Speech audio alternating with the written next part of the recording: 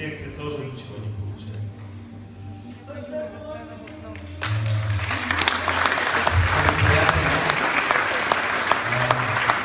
Аз искам много да ви благодаря, че вие большинството от вас бяхте с нас 3 дни.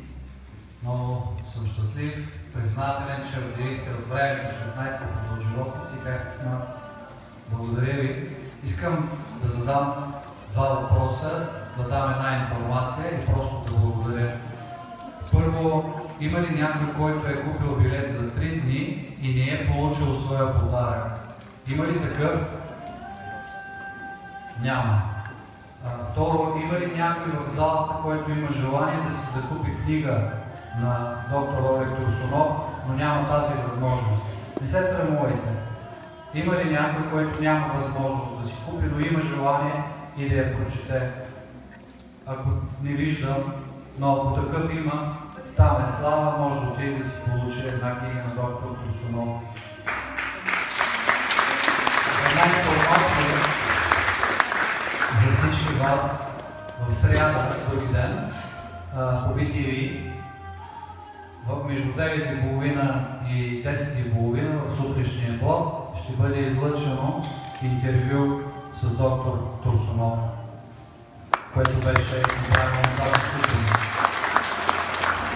И сега искам да пристъпя към една много приятна част. Искам да благодаря на всички онези хора. Моля доброволците, сега е напечен момент, ако да дойдат тук.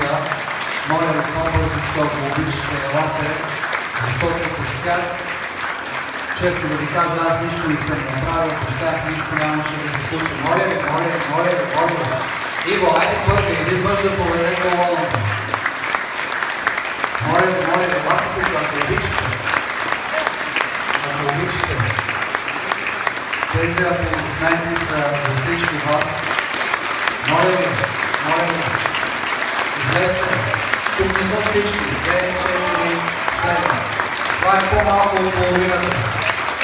Моля ви, доброволците, ако обичате, елате тук. Слава, Кристи. Моля, елате тук, Кристи, елате. Слава. Не виждам още много хора. Има 2 момчета, които са на слушалката, там вършат всички неща. Ето ми тя.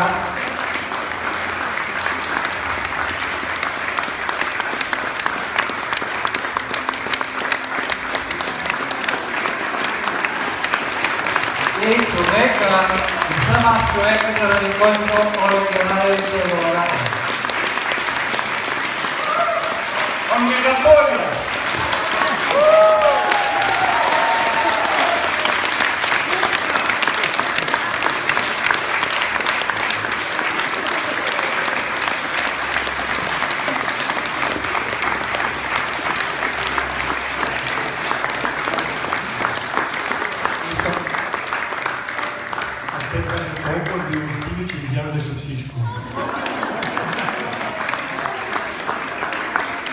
Само още една тайна, изчакайте, пак ще има ведически сладости за всички.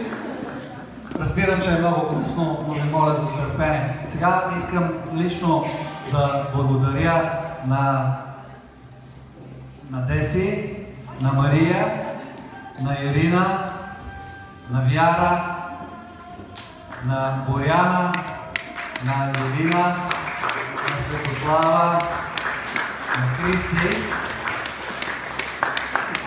на Янко, на Даниел, на Иво, на Юрий Ковачев и специални благодарности ето на това момиче, на 2 момичета, Живка Тодорова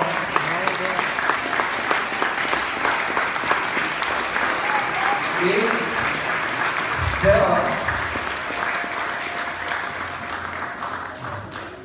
Стела Христова, която в момента е някъде на път за Индия. Те двете ни пропуснаха нито един понеделник от 20 ноември миналата година до преди една седмица, в който да ни дойдат в моя офис от 1 до 3. Дори го правеха аз, когато не бях в България. 2 седмици. Нисък поклон. Благодаря ви.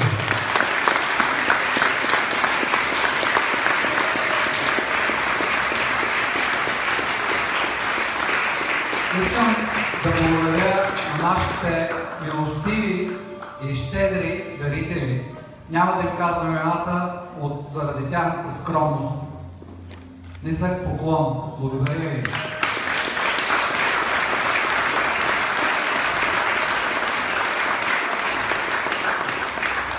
Искам да благодаря на екипа, който издава тези книги. Те поради работа, защото работят във вестници, които работят и в момента, те нямат възможност дори да дойдат тук.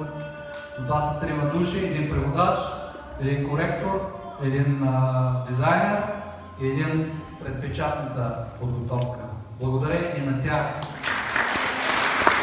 Искам да благодаря на всички вас. Без тях нищо нямаше да стане. И сега имам един много труден въпрос към всички вас. Искате ли доктор Олег Турсунов да дойде отново в България? Той ще ви положително.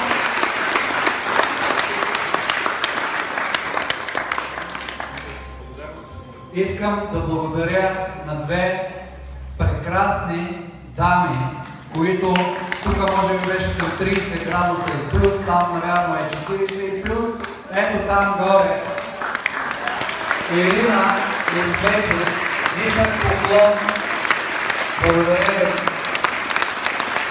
Искам да благодаря на всички наши спомоществователи, на всички медии, на специална благодарност, как да се правя, специална, огромна благодарност на Вита Рама. Те също ни помогнаха изключително много на момента си книга. Благодаря ви. Искам да благодаря на Максим за солидарността.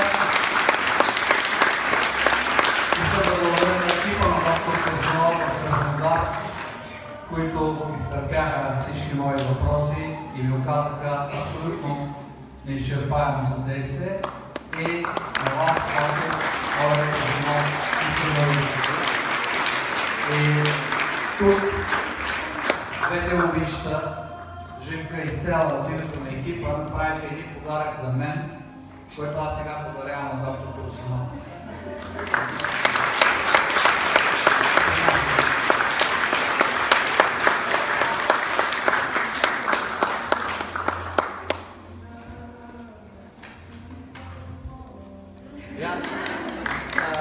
Днес винаги му подарявам по една книга, днес я подарих, но той я подари на BTV и нещо много лично. Благодаря ви.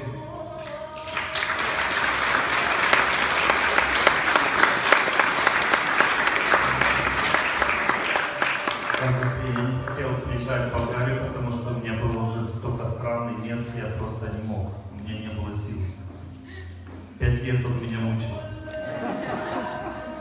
Я говорил ему, что я уже в Европу езжу, там собираются по 50 человек всего. Зачем я буду ехать 5 раз в Европу, чтобы собиралось по 10 человек в разных местах.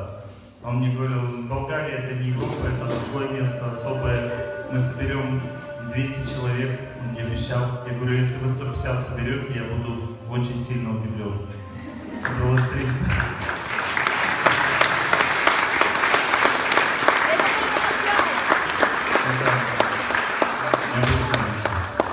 Честно вам скажу, не пишите.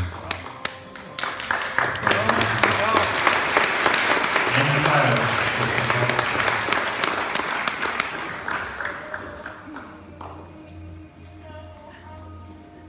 Така, от екипа сега много бързо сладостите моля ви да дойдат тук. След вече большинството от вас се знаят. Една колонка от тук, една колонка от тук.